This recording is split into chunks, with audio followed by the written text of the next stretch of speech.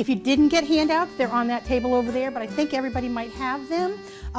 Like she said, my name is Dana Parfitt. I live here in Groton. I've seen some of you at some other programs. I am not a home economics major. I am not an accounting major or business major. I have learned all I have learned by living life, struggling, making it work, raising my family. I got married very young. I was 17 when I had a beautiful baby boy, and my husband at that time, because that was now 44 years ago, brought home $100 a week. So times were way different, prices were way different, but $100 a week, what could you do with that? So we had to learn, and we had to manage, and we grew to a bigger family, and we still had to keep struggling. So through all those years, and I've just in the past 16 years been raising 2 grandchildren, so our family keeps changing and keeps going, and we keep learning how to make it work. And we all know, since COVID happened, everything has changed. Food supplies, chain supplies, prices in general, everything has just kind of exploded everywhere. So what you used to spend is probably nowhere near what you're spending now. So tonight I'm going to make a couple of assumptions about you, the audience. And if I'm wrong, we'll fix it at the end. But probably most of you know how to cook enough that you eat at home many nights a week. You survive. You all look like you're healthy and surviving, so I think you survive on cooking. If you don't know how to cook, we can talk about that later. And the other thing that I'm going to make the assumption of is if you are struggling to provide food on your table from week to week, that you know about social services programs in our area through Groton Human Resources and Food Box and other things like those. There is information on those programs on the table. If you know somebody who's really struggling, please share that with them.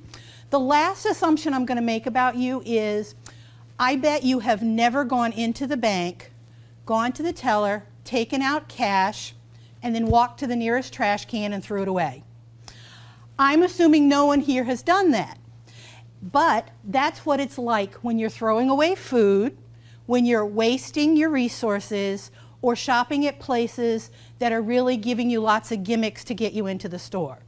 So I never want you to be the person to throw away money, because we all know how valuable that is. So those are my assumptions. And the big question is, who likes spending extra money on groceries? Anybody? No hands go up? Exactly. So what I go to the USDA food website that the government provides for us, because they collect data on lots of things. And for different courses I teach, that's what I look for. According to the US government right now, an average family of 4, which I have a family of 4, they're spending anywhere from $225 to $300 a week on groceries. That's crazy. I never spend that kind of money on groceries. However, I know other people who are a family of 2 that are spending well over $150 a week on groceries. Those figures to me seem horrible. Maybe some of you are feeling those kind of figures. I can't remember the last time I ever spent over $200 in a grocery store. And if I did, I was buying for many weeks, not just for one. There are some weeks I don't even go into a grocery store at all. So I'm always looking at how much I'm spending per month. So if you were spending in their minimum category of $225 a week, you'd be spending $977 a month on groceries. That's more than rent for some people, more than mortgages for some people. That's more than car payments for some people. That's a lot of money. And I don't know how the government thinks that that's an okay kind of thing. But that's what they're saying the average family is doing. I want to be way under average in that category. And I hope you want to be there too. So how do you do it? Well, if you were going to go shop for a car, or you're going to buy a new appliance for your house, or even when you're buying a house, you're not just going to that first place and saying, that's the one I'll take, and you go with it. You do your research. You learn what the best buy is. You learn how to get the most for your money. You do your research. That's what you have to do with grocery shopping too. The days of when Mom and Dad used to go to the grocery store that was right near the house, you knew all the people who worked there, you knew you always got an honest bargain, you knew they were never trying to trick you or swindle you. It was great. Your local grocery store was perfect. It's not that way anymore. We don't have local grocery stores per se. We have big corporate conglomerate stores, and they're all about profit. And that profit comes from your pocket. So you've got to do your research on everything, from little things to big things. Because when you buy 10 things, if you're paying more for every one of those things than what you should be or could be, that's money you're giving away, you're throwing in the trash when you could be saving it. I want you to save every food dollar possible. So you've got some handouts, and the first one here is kind of the outline of where we're going for the night. So whether you like it or you don't like it, the first thing you need to know before you even get your feet in the grocery store is, what resources do you already have at home? Years ago, when grocery stores weren't as convenient or as close to you, you might not shop as often, you grew a lot of food, you lived on a farm, all those different things came into play. You always had to know what was stocked in your pantry. And your pantry, when I talk about the word pantry, I mean everything you store food in your house, be it your refrigerator, your freezer, your cupboard, your closet, shelves in your back room, a shelf you've got in your basement, anywhere you're storing food, that's considered your pantry in my book. So you've got to know what you've got. Right now, think about your freezer at home. Could you name 15 things that are in your freezer at home? Maybe you do. Maybe you know exactly what's in there. Maybe it's kind of like the frosty pit that you never want to look at, and you don't know what's there. There might be some valuable stuff in there, but when you open that freezer, you've got to think of every item in there is money. It has a dollar price on it. And if you're letting it sit there and go bad, you're throwing away that money. Don't let it waste away in the freezer. Make a plan to use it. So the first thing you need to do is you need to make an inventory. You don't have to have a written inventory unless you're one of those people who loves a written inventory. But you need to be able to know before you make a plan, what have you got on hand? If I were building a new floor in my house, I'd need to know what kind of supplies I already have before I could start working on going to the store and buying supplies that I need, because maybe I've already got them. So the first thing you need to do is take stock of what you've got.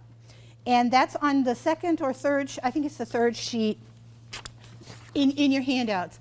This is pantry essentials. This is kind of a general list of things that you should have on hand. If you cook food for yourself, your family, then these are kind of general staples that you have in your house on a regular basis. Because you can't throw together a meal really quick if you don't have ingredients. So you always need to make sure you've got ingredients. You can't ask your teenage kid to fix their breakfast if there's not breakfast foods in the house. So you've got to know that you've got supplies. And some people, because of different diet needs and diet restrictions, you're going to have different things in your pantry than I might have in my pantry. In my house, we've got diabetics who have salt restrictions and who've got sugar restrictions. So, you know, we don't have regular sugar in my house for the most part. We've got other sugar substitutes in my house. So that's in my pantry list. I'm always going to know what's there. Same thing, holidays come along. We have different extra things in our pantry because we're doing holiday meals with other family members. So different times of the year, your pantry's going to look different. Right now, I cook outside as much as I possibly can. So right now, I'm stocking up on picnic foods and things that are going to be cooked outdoors. So my pantry's looking like that. But you've got to have a starting point to say, I open these cupboards and, oh yeah, I've got 8 jars of olives. Why are there 8 jars of olives in here? I must have really wanted olives when I went to the store once, twice, 3 times. But now what am I going to do with 8 jars of olives? Because that's my money sitting on that shelf. Make use of it. So then that takes you into the next step. Once you know what you've got on hand, now you got to make a plan to use it. Whether you like it or not, making a weekly menu plan of some kind is really going to save you money. Nobody says you're locked into, this isn't the school system where they're printing out that menu and that's what they're feeding the kids no matter what. This is your house, your life. Look at your calendar and see, 3 nights next week, I've got to be out at meetings. So I know I don't have time to cook something big for myself at home, but if I cook a little extra the day before, then I've got leftovers so I can still eat at home and not have to hit the drive-through or the restaurant. Because if you're a family of 4 and you want to just go to McDonald's, it's over $40. It's unbelievably crazy, the prices of anything out there. You want to go to a sit-down restaurant, you're easily hitting $100 for a family of 4. Well, that's a lot of groceries. So I'm going to try not to be in those situations unless I absolutely have to. I'm going to try to eat at home all the time. I'm going to try to cook at home all the time. Yep, I'm definitely going out to have fun with my friends. We're going to travel and go places, and I'm going to build that into my whole budgeting system and my whole plan. But when I look at, and this is my system every Sunday night, my husband's got his favorite show on the TV, and I then think about, okay, where are we going all week? What are we going to eat this week? Who's coming, who's going? What have we got happening? And I make a basic plan for what we're going to do for the week. Then once I have that basic plan, I then make my grocery shopping list based on, I know I've got those 9 cans of olives, so yeah, I'm doing something Mexican with olives, so they're going to be definitely happening. So I'm making a plan to use up some of the stuff that I have in there. I discovered there was 4 extra pounds of ground beef in my freezer. I got to use them up. So, okay, yep, one of those nights this week we're going to use one of those. We're not going to let it sit there any longer. We're going to keep moving things along. So you're first doing your inventory so you know what you've got. Then you're going to do a menu plan. It can be as simple or as complicated as you want. My menu plan sometimes will say, I'm grilling something, and I'm going to think about it the day before, what I'm taking out of my freezer, and that's going on my grill. But then the next day, it's going to say, I'm using those leftovers for another meal. After a couple of meals, a couple of days on my menu, we've got some code letters on ours. It's either going to say COF, which is clean out the fridge, or it's going to say FYO, which is fix your own, which means the kids get to fix whatever they want based on what they find in the refrigerator or what they find loose in the freezer. So you've got to build those plans in so that you use up the food you have. Because again, that food sitting in your fridge that you have cooked, that you took the time to cook, that you know is delicious, you know it's fixed the way you like it, is now sitting in your refrigerator, and it's money that if you don't use it, where are you going to be walking to? You're going to be walking to the trash can, throwing away that money, and you don't want to do that. So again, you've got to have a plan. You can have a real complicated menu system. In here, in your handouts, there's a very basic table type chart for a week. It's got breakfast, lunch, and dinner. You don't have to do breakfast, lunch, and dinner unless you desperately want to plan out that many meals. My husband and I are both retired. He's got eating issues, so yes, we do plan out for breakfast, lunch, and dinner, because if he doesn't have a plan, things are going to go bad. They just will. It's life. You know, it happens to all of us. If I don't plan, I'm going to make mistakes. I'm going to screw up. We'll be there. When I worked full-time, we had a menu that had dinner only, because for the most part, the kids ate breakfast and lunch at school. My husband packed his lunch. I did my lunch at work, so we only had dinner menus on there. But we still had a plan, so that when I was at work, I wasn't thinking about, oh, dinner's at 5:30, what are we going to cook? I don't know. What's in my freezer? I don't have a clue. Do you know how stressful that is when you have no clue and that 3 other people are going to say to you when you walk in the door, what's for dinner? It's like, I don't know. Have a plan. It takes the stress off of life. Totally takes the stress. Because every morning when I open the fridge to get my breakfast, it's like, oh, that's what we're doing for dinner. Oh, cool. We got it covered. We're all set. Makes for a so much better day.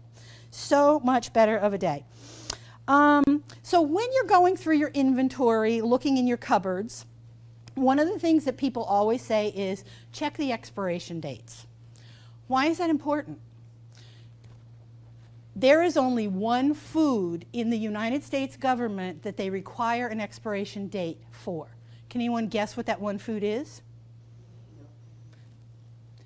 Formula. Formula is the only food that requires an expiration date.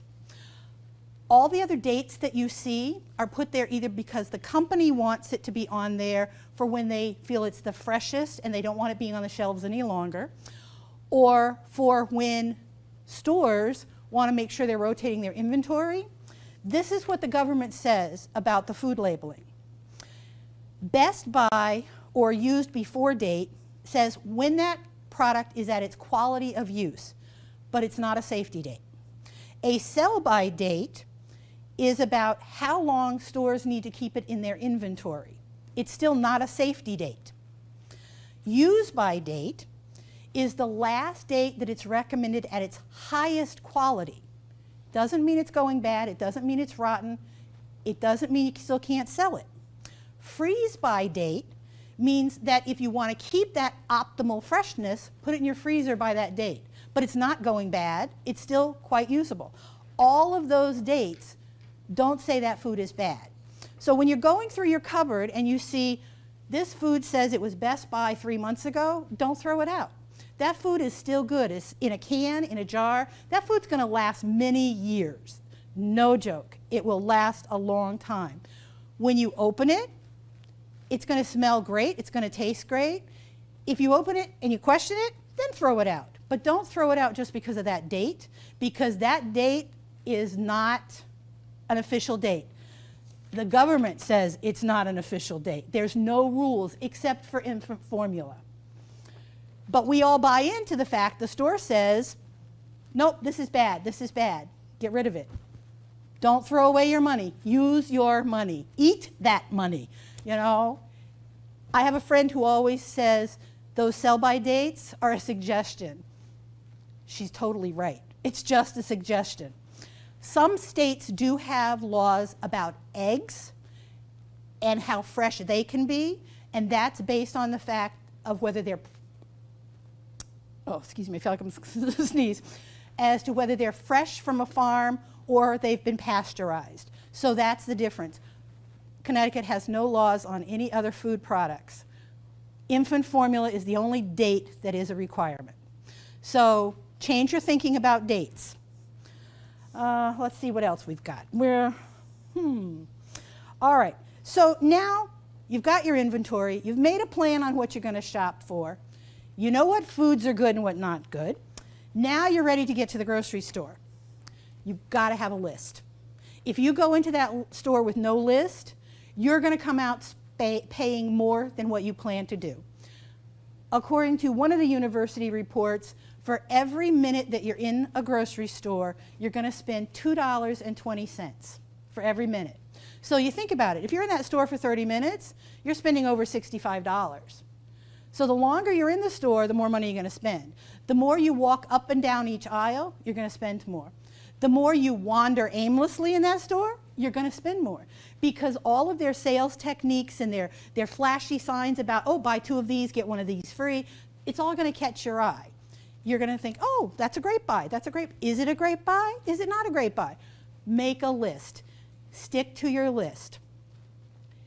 The other thing when you're making your list, if you know what store you're going to, organize your list by that store.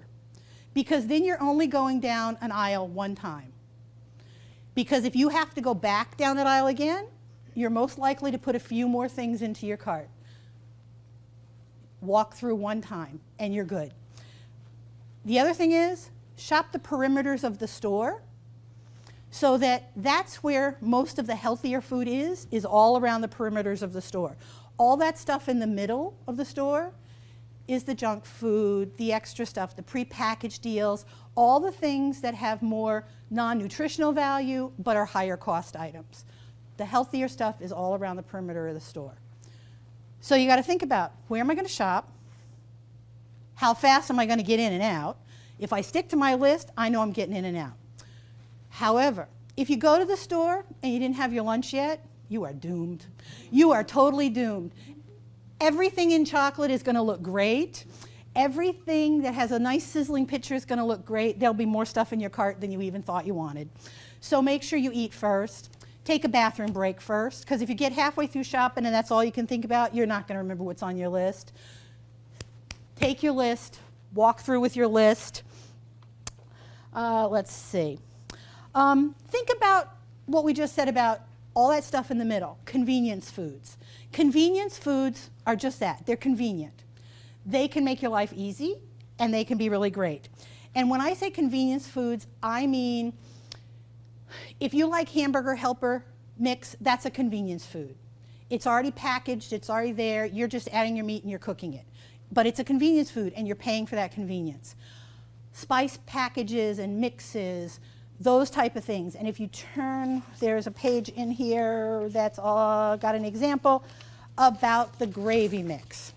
This is a really great example of if you like to use the package mix of McCormick's gravy and you buy that, it's averaging in Groton right now at $1.90 a package.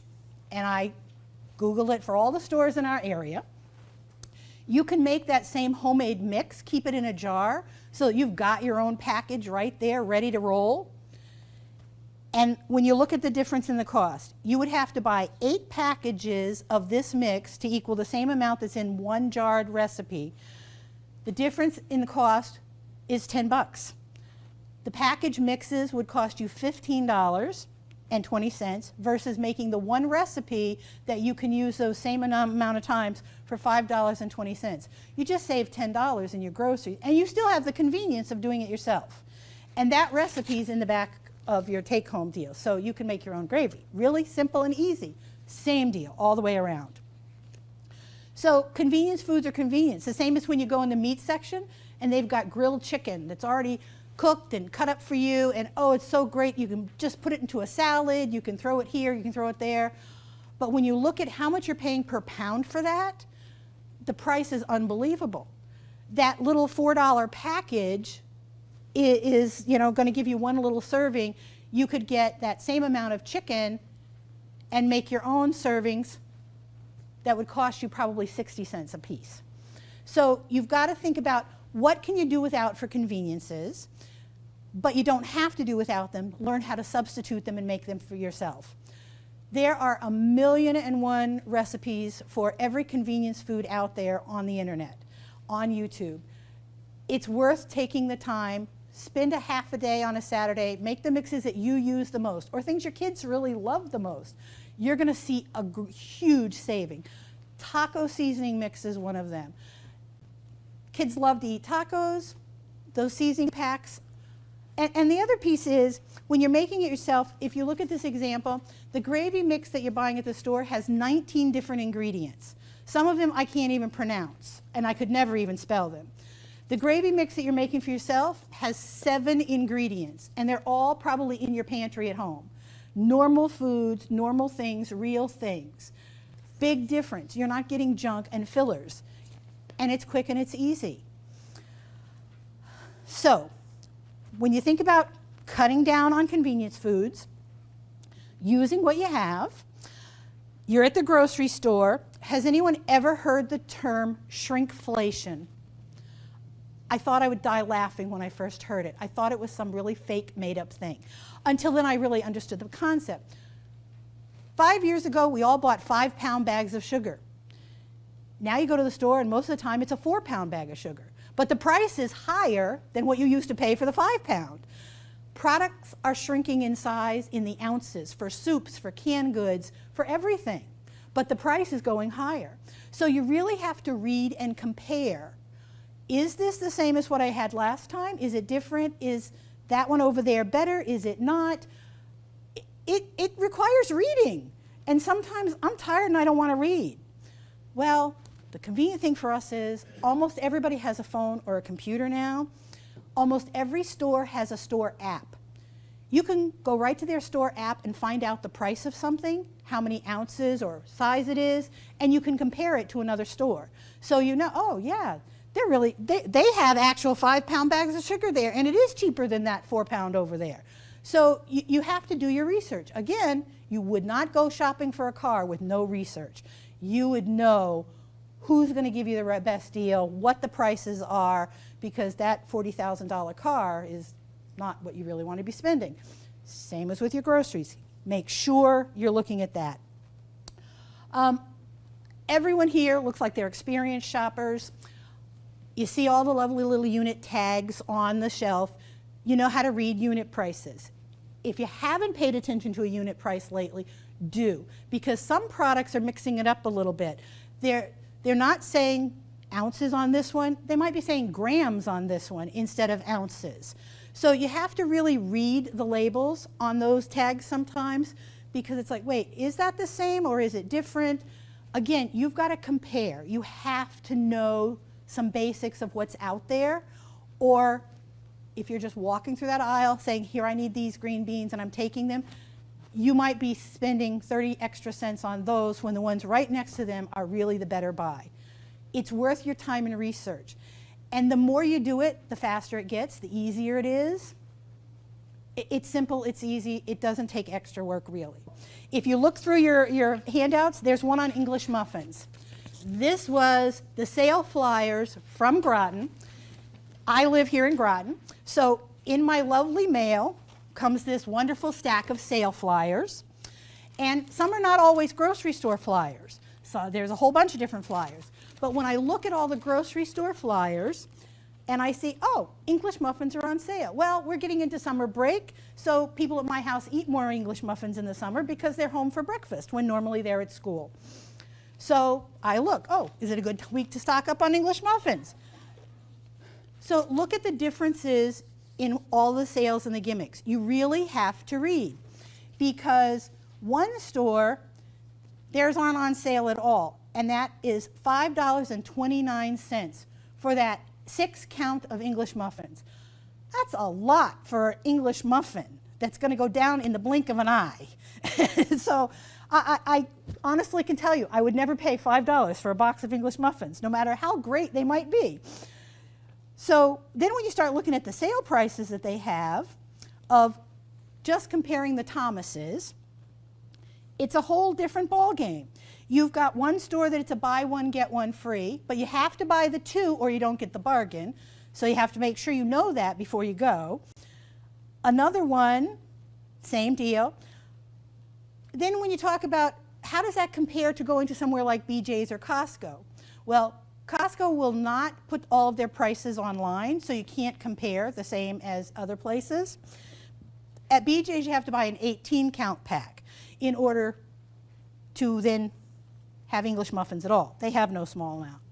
But when you look at the actual unit prices, Big Y was the winner on their sale this week for English muffins, because you got 2 of them, which made them $1.33 for 1 box of English muffins.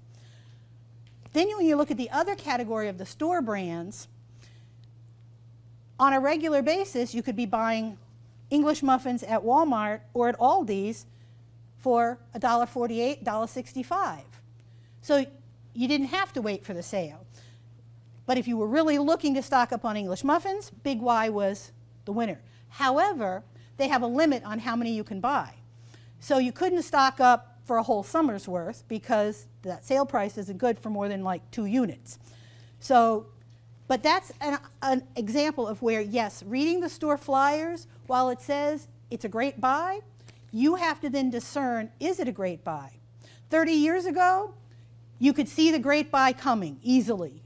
There was no tomfoolery going on. It was there. Now, you've got to be a smarter consumer and know what you're talking about and what you're doing. So, when is it better to buy in bulk, and when should you and when shouldn't you? The first thing you have to think about for buying in bulk, where are you going to put it?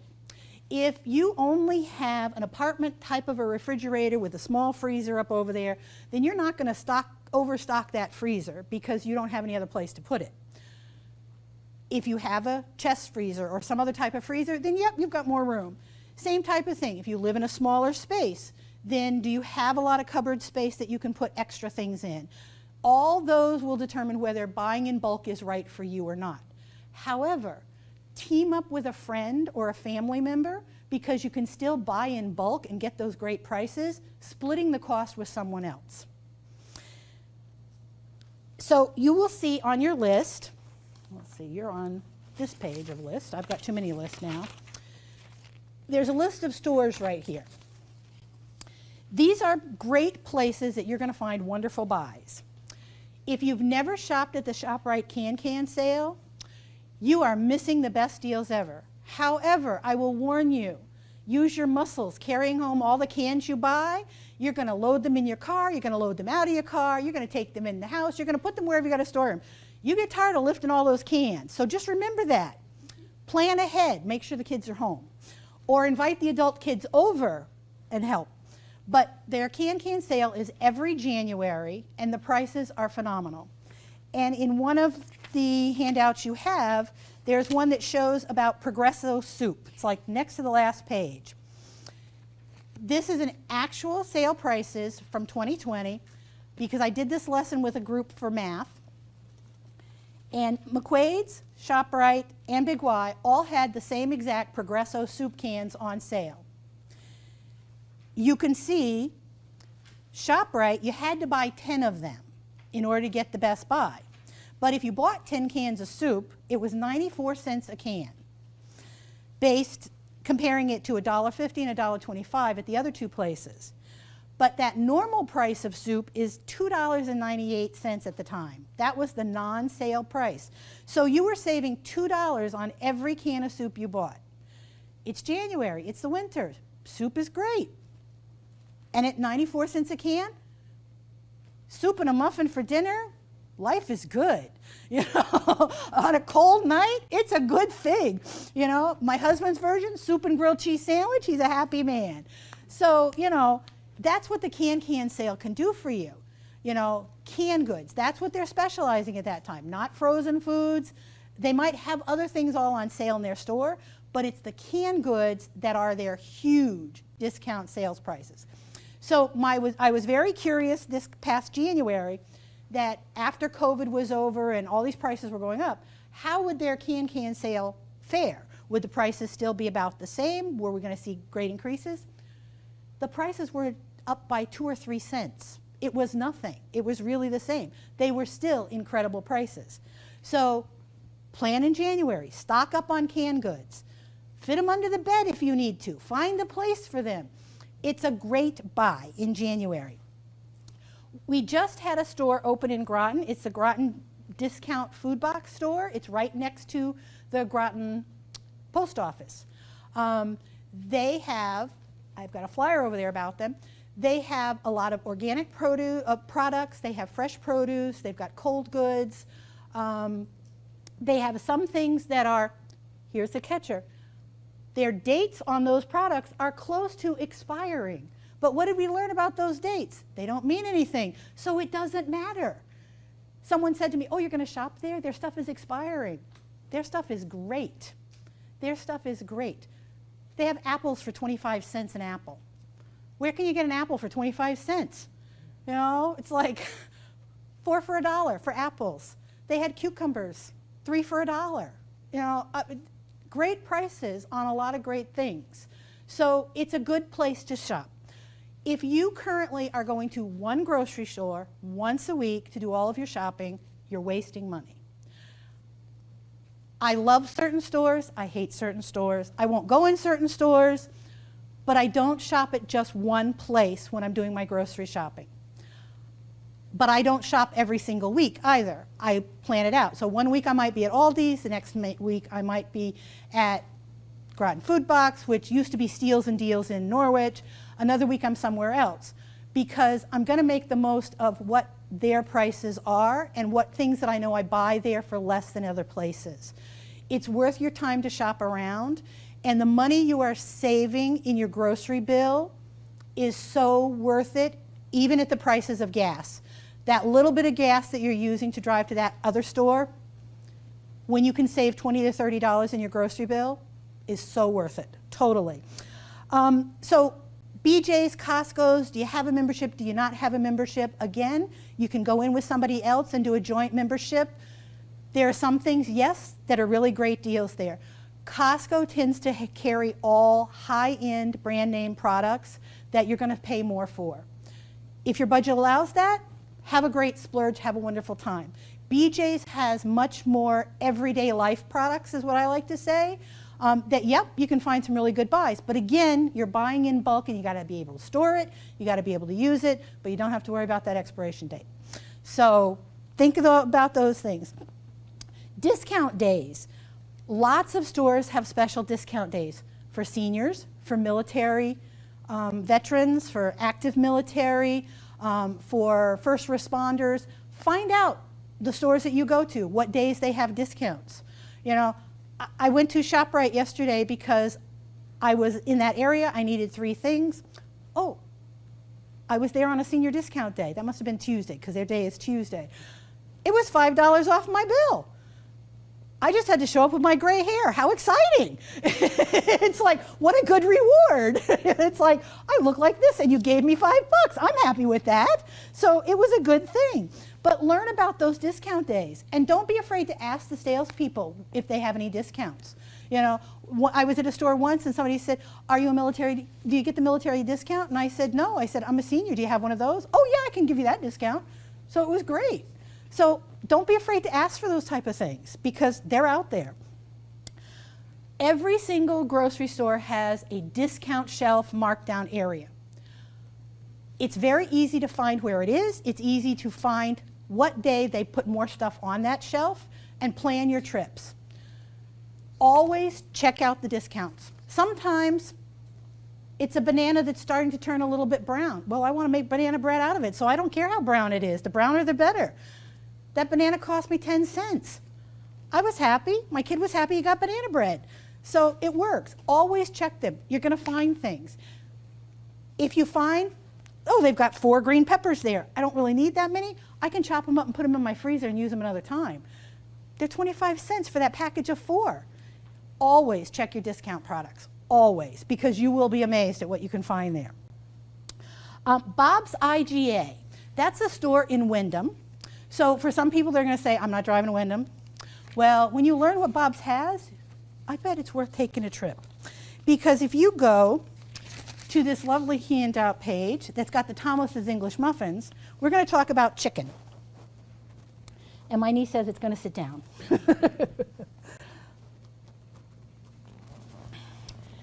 Bob's IGA has a real live butcher. They're one of the few stores in our area that has a real live butcher. They cut their meat there. They'll cut it to order for you. They're fantastic, wonderful. I don't get paid by them, but I could be their spokesperson in a hurry because I love it.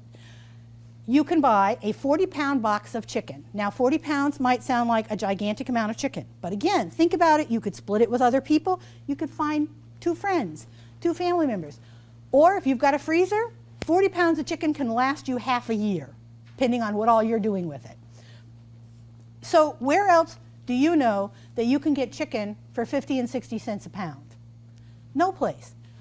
Bob's IGA. I hit a sale there not too long ago because they had a special summer sale. Must have been a winter sale because we're now in summer, so it had to have been winter, where I got a 40-pound box of chicken leg quarters. Now, a leg quarter has a thigh and a drumstick attached.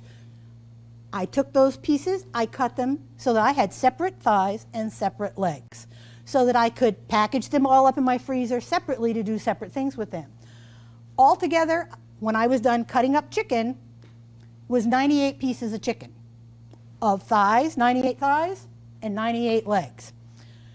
But it came to 19 cents a piece for those pieces of chicken because it was 47 cents a pound.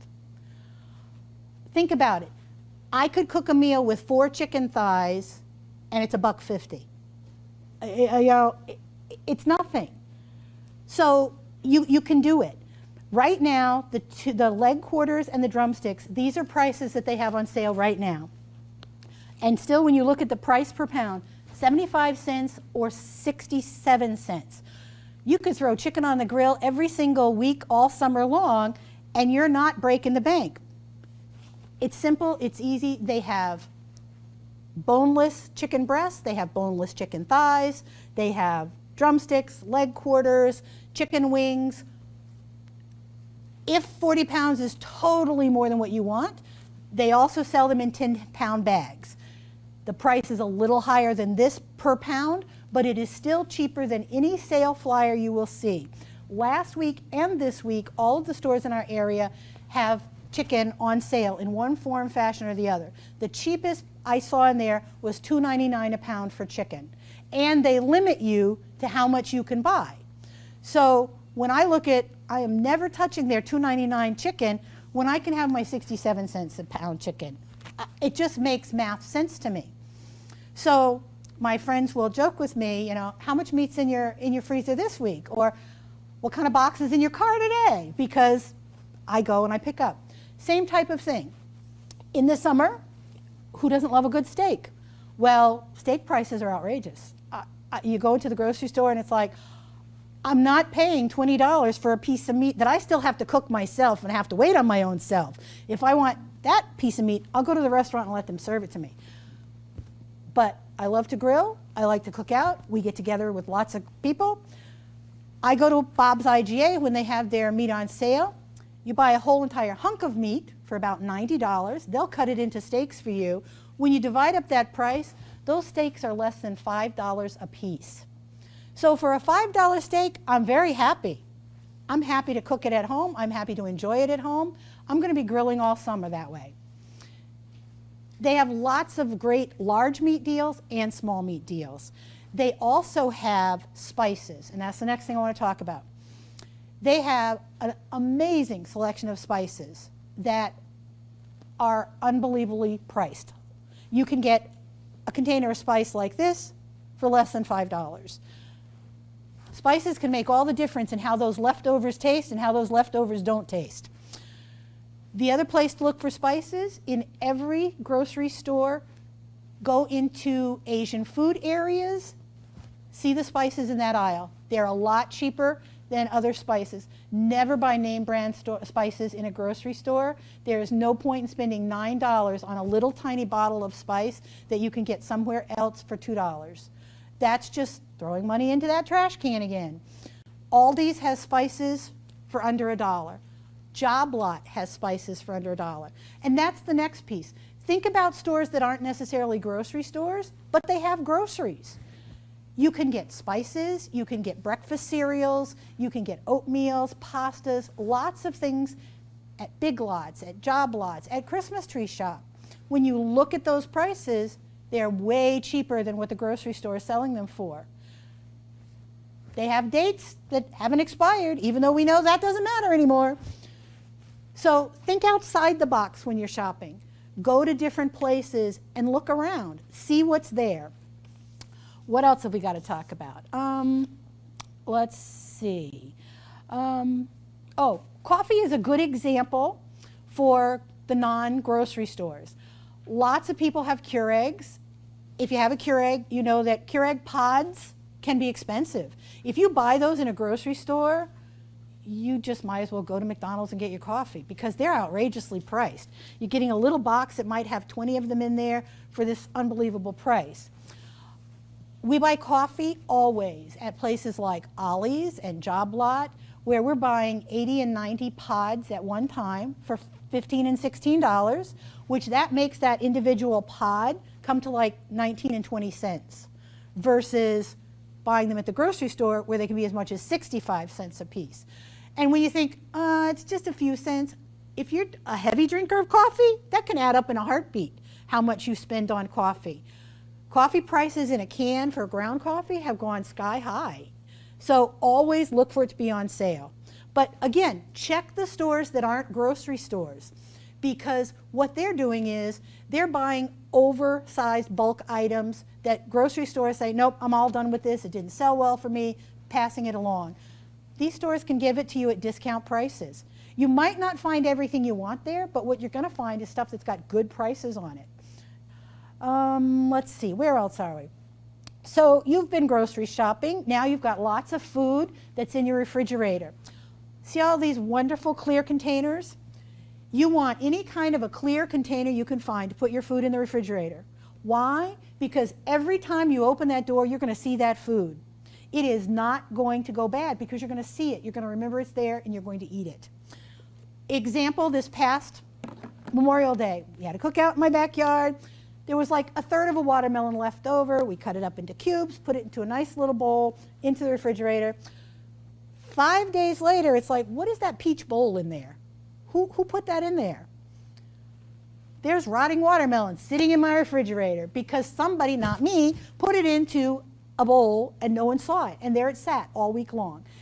Clear containers, you can get them anywhere, everywhere. They are so worth your investment because you're going to see what's in your refrigerator. My brother-in-law jokingly calls the crisper drawers in the refrigerator the rotter, because whatever goes in there just goes to rot because you forget that it's in there. So it's true. So change the way you store it in your refrigerator. Don't put lettuce down there. Don't put other things down there. You know, if you put cold drinks in your refrigerator, put them in that drawer. Put your lettuce and other things in clear containers, because then you're going to see them and you're going to use them. It's not going to become rotten food that you then throw out. And then that walks into once a week, just like how you're checking your pantry to see what all you have on hand. Once a week, you've got to go through your refrigerator, every nook and cranny. Anything you find that's getting a little on the bad side, move it right to the very front so that everyone who opens your refrigerator door is going to see it. Start peddling it to those kids. Every time I see my kid walk to the refrigerator, I say, you've got baby carrots still in there. You should probably have some of those. There's strawberries right there in the front. They'd be a good snack right now. They're like, oh, Grandma, go away. But you do. If you don't see it, you forget about it. And it's the same. You know, my husband's always saying, oh, I need a piece of fruit. Oh, right there in the front of the fridge. Whatever's on that shelf, take it. You know, so same. Some people in my house are bad about sticking cheese into a drawer. And then it's like, it's never eaten. Goes in clear containers. So then they say, oh, look, I have cheese cubes. Oh, yeah, I'll eat them. It's simple little things that you think, oh, it's not a big deal. But really, when you open that refrigerator and you're really hungry, if you see that right there as a snack, you're going to grab it. You know, you're not going to let it sit there and rot. So then your drawer won't become the rotter, you know. And the other thing is, so if I had some leftover grilled chicken, I put it in here.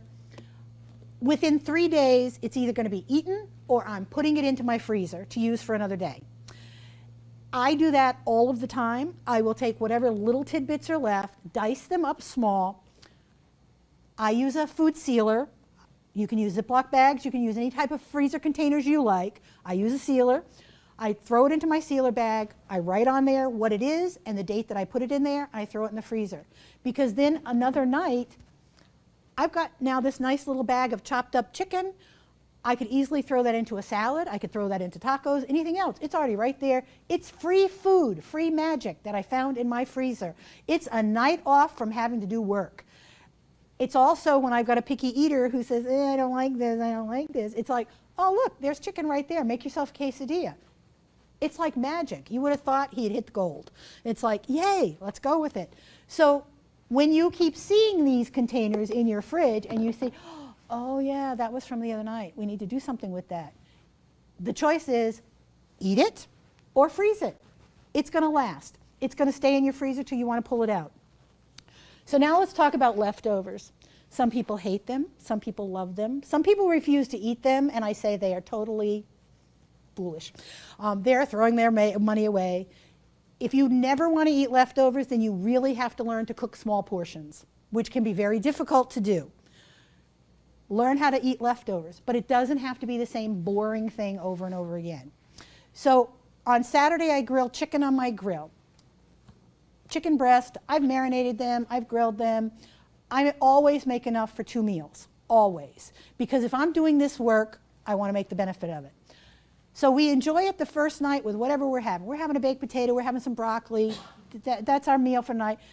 The next day, I'm going to take that chicken, I'm going to slice it all up, I'm going to throw it into a pasta, and we're going to have a pasta dish the next night.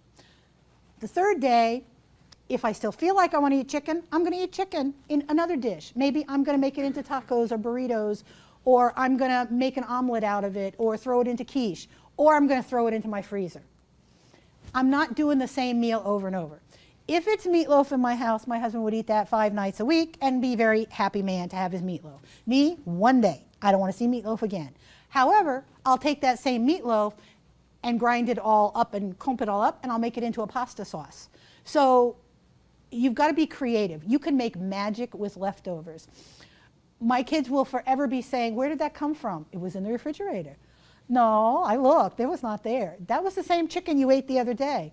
No, it didn't taste like this. It's like, because you can do so many things with it. Think about when you go to a restaurant and they have soup of the day or quiche of the day or a pizza of the day. you're eating all their leftovers. They've taken whatever leftovers they had and they made that soup, or they made that quiche, or they threw it all onto a pizza or into a casserole. That's their leftovers that you're now paying good money for. Make your own leftovers work like that. In your handouts, there's a recipe for a simple, easy quiche that you can make. If you have picky eaters at your house, do not call it quiche because they don't like quiche. If you call it an egg casserole or an egg bake, they will be happy to eat it. If you put it in a pie crust, they'll say, oh, no, that's quiche.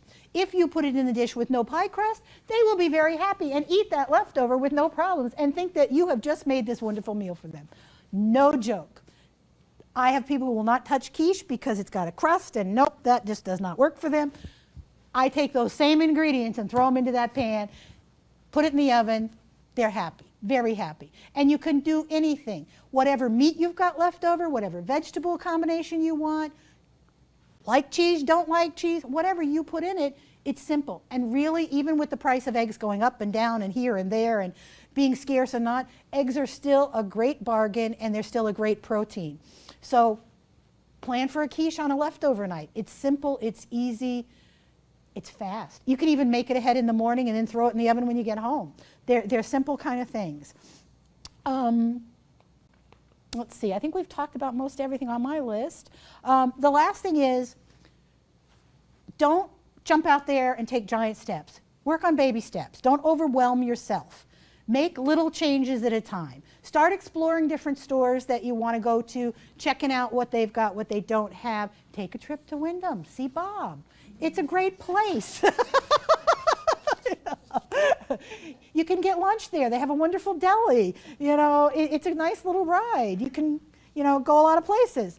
But really, the lovely federal government says that the general rule is it takes you 21 days of making a change before you start feeling comfortable with it. It takes 90 days for you to do that to then make it a habit. All these changes don't happen overnight. It's not quick, it's not easy. But I am absolutely serious when I say if I'm going into the grocery store to shop for my family of 4, I am rarely ever spending over $100 a week because I'm not going to do it. It's like I know, and if I have to run into the store for something, I totally will be cringing and convincing myself, yes, I have to buy this here because I have no time, because I have to get to this party, and I need to bring this item with me. But I hate paying that price. And when I was at ShopRite the other day, I desperately needed milk at home, and I couldn't get anywhere else before that, and I had to pay $1 extra than what I normally would pay for that milk. And I really was agitated for the last half hour of my day, thinking about, oh, I could have saved money on that milk, and I didn't. Oh. And it's like, so then of course that translated to the kid. That kid drank too much milk that day. That was his story, you know? Thank goodness he drank the milk, you know? So what I have up here for you to look at when we're all done is on the resource list, there are some really great things. The federal government, for all their good, bad, and indifferent, they do have some really great apps for menu planning, for shopping, and because they also sponsor the SNAP benefit program, they've got a lot of great budget recipes. So they are worth checking out, and I think I have a printout from one of them. The Utah Extension Service, their Food Sense program, is all about how you can save the most in your budget and make your food go the furthest. If you ever want a great laugh, Struggle Meals is a hilarious YouTube guy. He lives in New York City in a very tiny apartment, and he makes meals out of nothing, and he's all about zero waste. So he's going to show you ways to make things, but he's hilarious because the one thing that cracked me up, he opened a drawer and he says, now I'm going to reach into the spice drawer. And when he opened the spice drawer is all these different seasoning packets that come from different restaurants. There's Taco Bell hot sauce, and but that's his spice drawer. He's using all these different things to make his meals. So, and it's like, and it's serious. It's like, this is great. But he's got some really great ideas. And that's, if you take away nothing but one item, is don't throw away your food. Don't waste it. Use every drop of it. Find ways to make everything work because that's your money. And if you're throwing it away, you could have saved yourself all the time and trouble by just going to that bank teller and dropping it in the trash can in the beginning. So don't use all your energy going to shop, cook, buy, to then stuff it in the refrigerator and let it sit there and become rotten. Use everything you have. There are tons of bargains out there and tons of ways to save money, and I hope that this has given you some insight and direction, and we can have lots of private conversations about where to shop and not to shop offline. But at this point, we are done, and I think Sean's going to come in and cut our mic off. Thank you so much for coming. Appreciate it.